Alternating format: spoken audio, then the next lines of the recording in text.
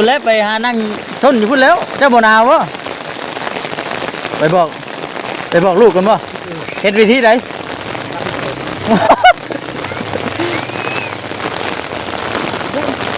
อ๋อกำลังบอกลูกชายพี่น้องลูกชายดินน้ำ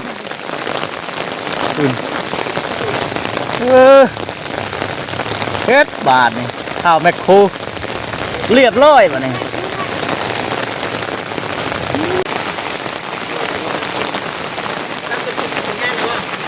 ฮะปิดบ่ยามัน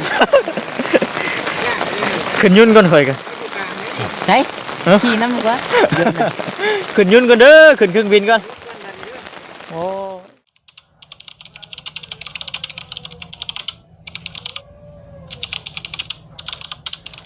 พี่น้องไงเนาะเปิดภาพเปิดคลิปมากับฝนก็ยังตกคือเก่าพี่น้องเอ้ยฝนก็ได้บ่หยุดบ่หย่อนโอ้ยเนาะจนค่ำจนมืด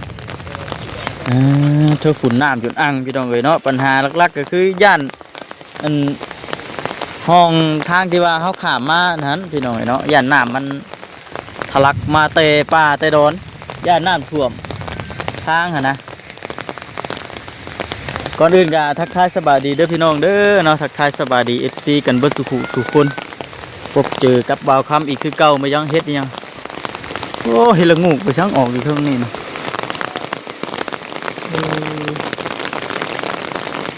เฮ็ดละงูออกนะเครื่องต่อบ่อัน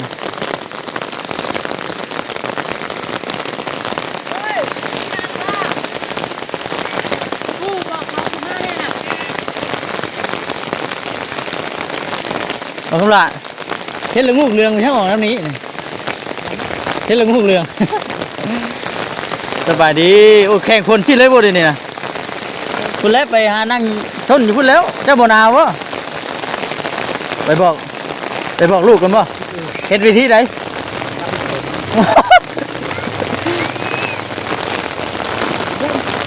อ๋อกำลังบอกลูกชายพี่น้องลูกชายดินน้ำ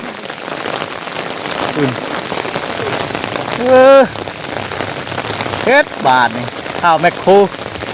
เรียบร้อยบ่นี่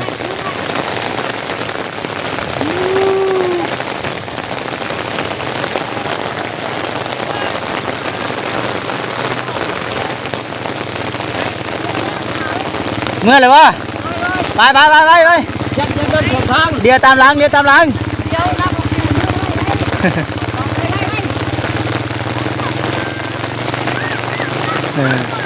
ย่านน้ำท่วมทางพี่น้องเอ้ยเนาะ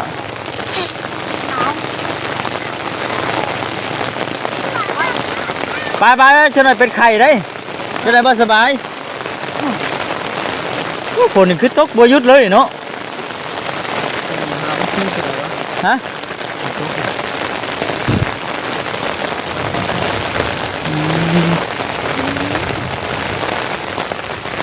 ปูนมันสีอันบ่เป็นอย่างแล้วเนาะถึงหน้ามันแข็งไงเนาะ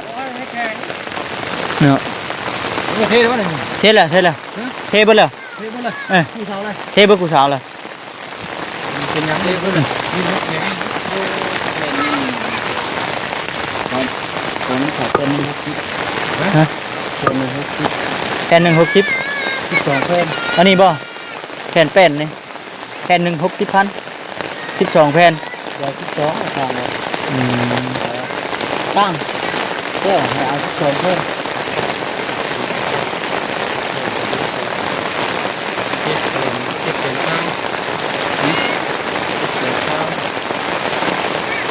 คือเราเอาแผ่นเนาะแน่นแล้ว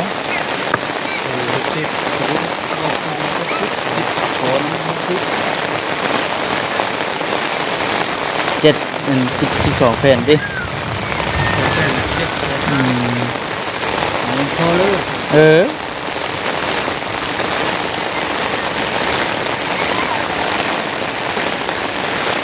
ยินตากคนใช่เลยยินตากคนใช่เลยบนน้ำป่ะอาบน้ำเลยมืออื่นบ่บ่เนี่ยมืออื่นแม่นลงบนเลยฮะมืออื่นแม่นเอาลงบนเลยว่าเสาอันนี้คุมเพิ่งกระปั๊บให้มันเพียงกันตรงกันเบิดเลยเนาะ งามงามหาเห็ดสองต้นคือยังว่างามเลยเด้เนี่ย เฮ้ยนะบ่ดูตลาดเยอะมากเลยบ่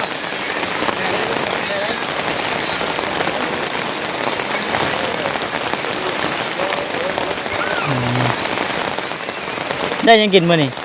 ปิ้งไก่ ปิ้งไก่ปิ้งไก่เซโนหรือว่าปิ้งไก่นาปง ปิ้งไก่ใช่ไหม ปิ้งไก่เซโนพูดปะไปยืนพูดมือวานนี่แล้วหรือคึดอุกอยู่ใช่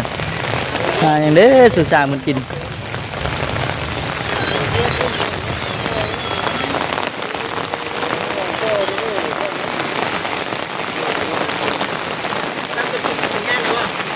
ฮะคิดบ่ยามัน ขึ้นยุ่นก่อนข่อยกัน ใช่ขี่น้ำก่อน ขึ้นยุ่นก่อนเด้อขึ้นเครื่องบินก่อนโอ้ ขี่น้ำไหนรถได้ขี่แล้วรถอ่ะ รถได้ขี่แล้วยังแต่ยุ่นเลยว้าย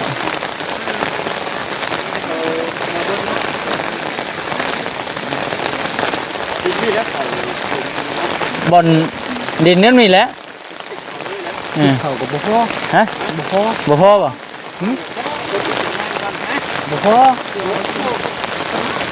บ่พอนี่ดิ เบิ่งก่อนเนาะว่ามันสิอยู่อันไหนเนาะเล็กพันเล็กเต้นสีพี่เลย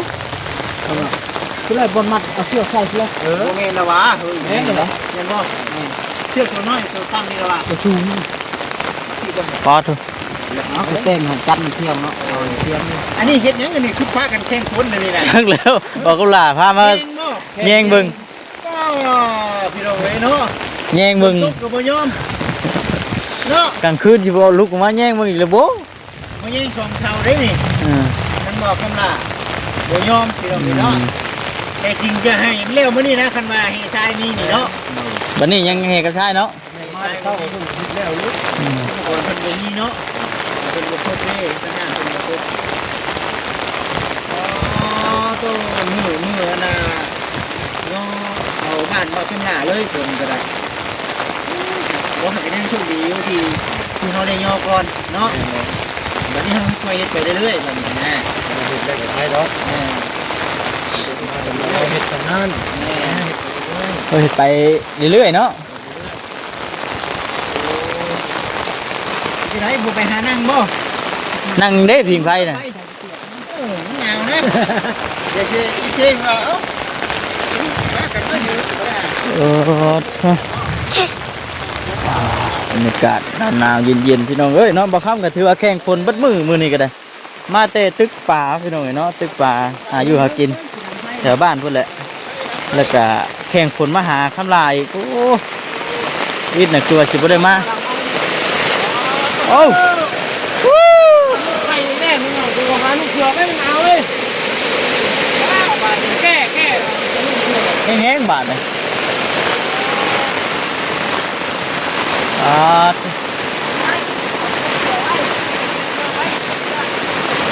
ไปถ้าลูกเสือไว้คุณเสือนอกไว้ไว้ข้างนอกก็เป็นเสือ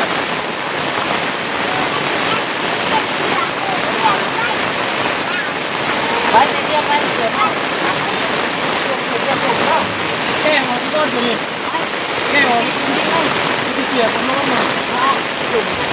อ๋อเกินว่าเมื่อก็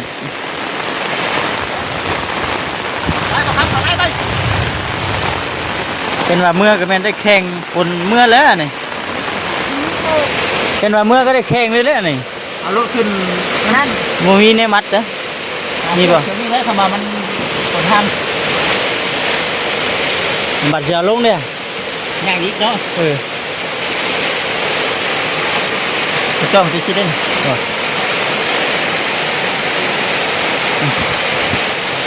โอ้ย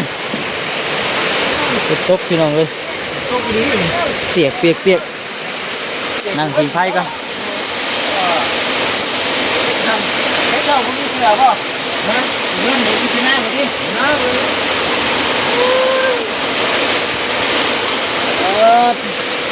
ก็ไม่ถึงรอบโอเคว่าประกันมัน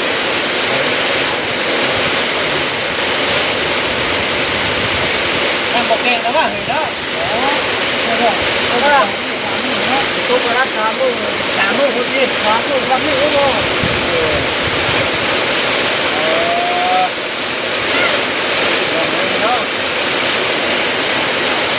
นั่นถือไฟก่อน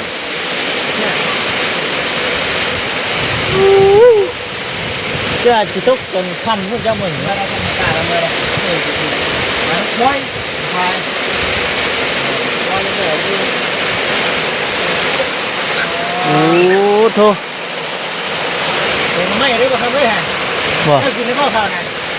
ซีมใช่บ่เนาะซีมก่อน อ้าวตักใส่ถ้วยก่อนทีมกันตักใส่ถ้วยเด้อ แม่นี่ได้ ตักเวนพร้อม ซีมเก่งไหมปลาฝรั่งไหมในบ้านเราบ่เก่ง แมน ถ้าเป็นแบบ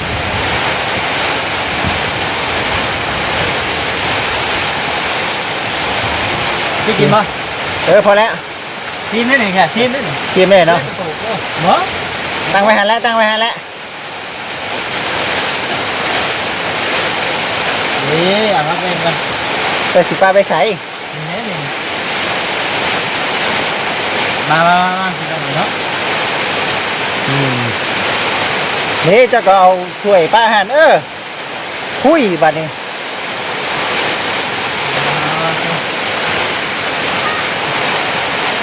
กินได้ข้าวนะ กินเลย กินอะไรกันมาดิมีแกงน้ำไหม้เคยทิมเนี่ย Ờ.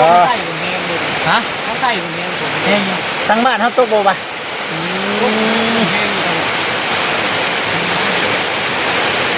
ใช่ป่ะ ก็ว่าช้ำนี่สิได้อยุ่น้ำนะเขาเจ้าดำนาเนาะยันหมูมี่ดอกว่าดอกเนาะ ขี่รถไปที่เห็นระวัง ขอกินเลยขอกินได้มันยังนะ ไม่ขาด ว้าวมันสุดยอดเลยบอกคำลาจัดเมนูพิเศษ ไม่มาข้าม ไม่มาขาม มาแล้วซื้อน้ำไหม้เจ้าไหน โอ้ตัว ขับดีเนาะไปป้าเราแกงน้ำไหม้เนาะ ตักตัวไหน หลายคนเคยกิน เขาบอกกำมันได้แล้วครับ นะ ก็ได้กินไหมครับผมครับปิ้งไก่เนาะปิ้งไก่โอ้ยมือนี่ลาบมือนี่ ว้าวอีกแล้ว ต้องมาแต่เช้าคือเก่า ไปมาสวยจะกิน บ่จิตทันอยู่บ่จิตพอดีมากินข้าวกินน้ำน้ำเพิ่นโอ้พอดีประหยัดไปอีกพี่น้องเลยเนาะ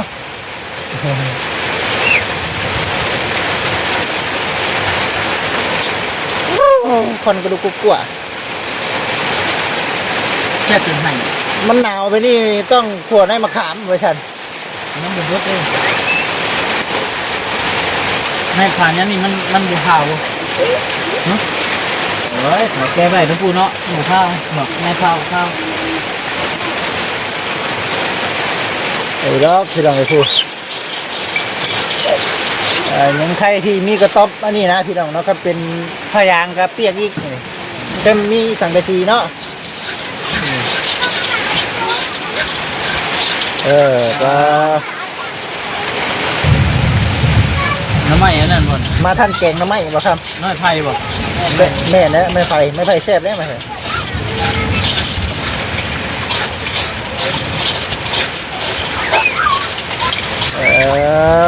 ผักแหน่ดิ ควัน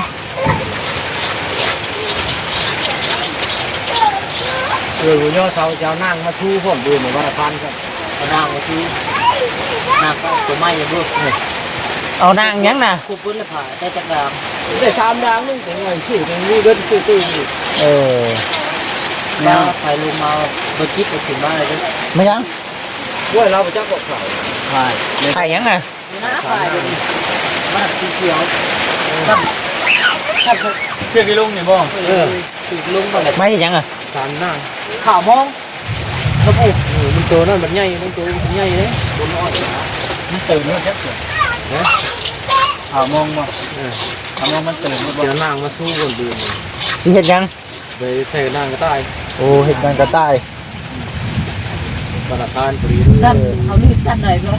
กลัวนั่นบ่กลัวได้เชือกเปียกกันเนาะ กลัวเลย เอาเท่าไหร่วะ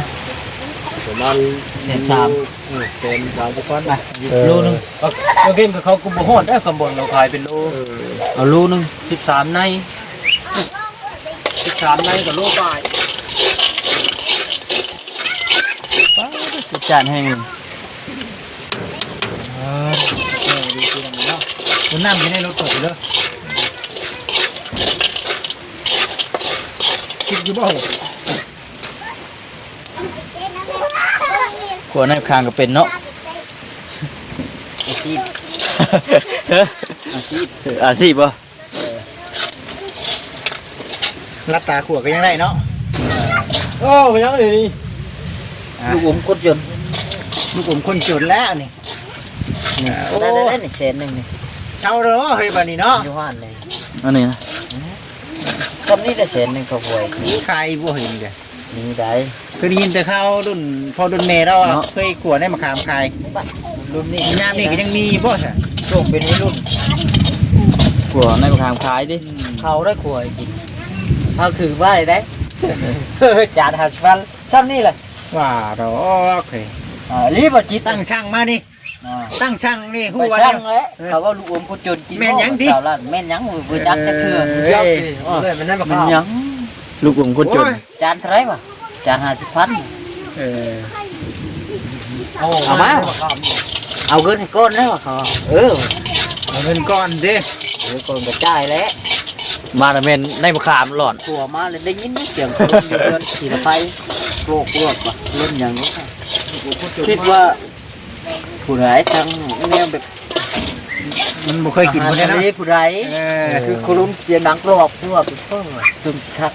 แซ่บคักๆรถมา โย เลยดิ มมาถ้วยในมะขาม ในมะขาม จะถามกันขึ้นอายบ่ อันนี้บ่ดิ อันนี้เออ เงินกระจายเลยดิ เงินกระจายเลยกินเน็ตใจสั้นผู้ใจเด้ เออนี่เด้พี่น้องเอ้ยเนาะ กล้วยได้ฝนก็ได้ แล้วเว้ยแล้ว ทุกเลยจักเบาละ กินเด้อ ยังอยู่ มันคือไฟเตาได้เนาะเออ นี่โปรเพชมาละ เริ่มแตกแล้ว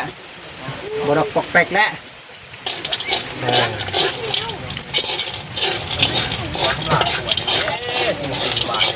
คนนั้นแต่น้ สบายดีเด้อทุกคน เอา สบายดี สบายดีสบายดี เด้อ เออ สบายดีบ่คำ เนาะถ้าควรได้มาขามเบาคำลายจะด้วยนี่ ไปสิมาเข้าเอานี่ก่อนไปบอกคำ ำ